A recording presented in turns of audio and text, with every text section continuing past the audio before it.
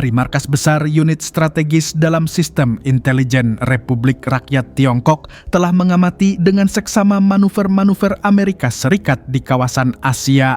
Ketika Bank of America dan JP Morgan mulai menarik modal mereka dari sektor-sektor strategis, Cina ini bukan semata keputusan ekonomi. Ini adalah sinyal perang dingin generasi baru.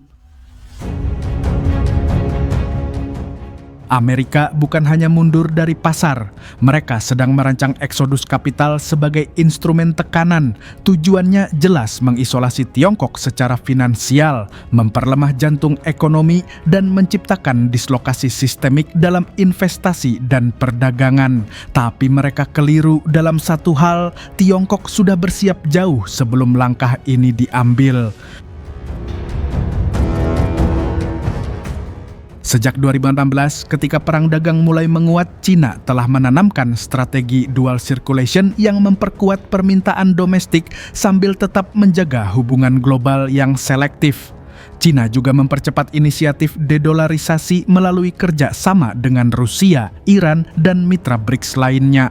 Ini bukan hanya respons, ini adalah by design.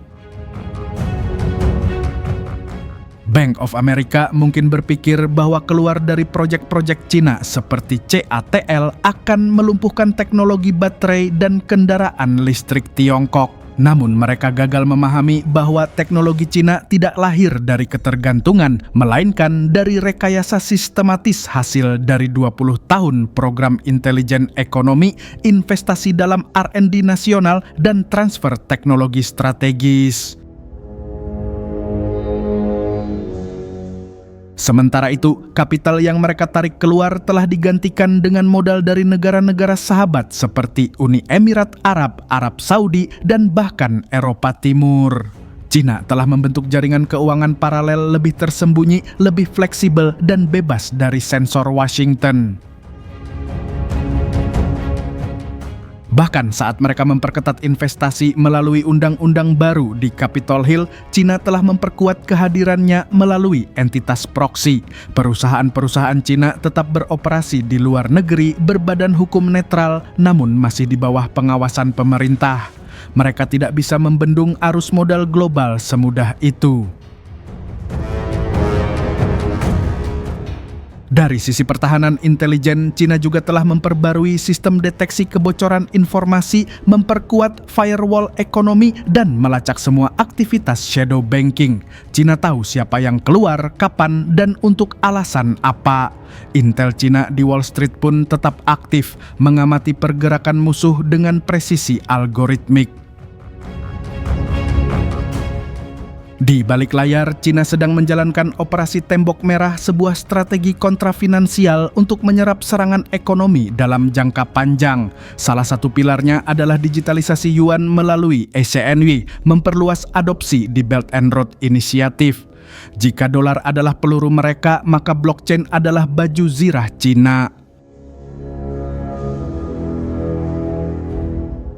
Lebih jauh lagi, Cina memahami bahwa ini bukan hanya soal ekonomi, tapi narasi. Oleh karena itu, Cina mengerahkan operasi informasi untuk membentuk opini global, mengenalkan Tiongkok sebagai pusat stabilitas, bukan ancaman. Ketika Barat membangun blokade, Cina kini membangun pengaruh. Amerika Serikat boleh saja mundur, tapi mereka tidak akan bisa mencegah kebangkitan ekonomi multipolar.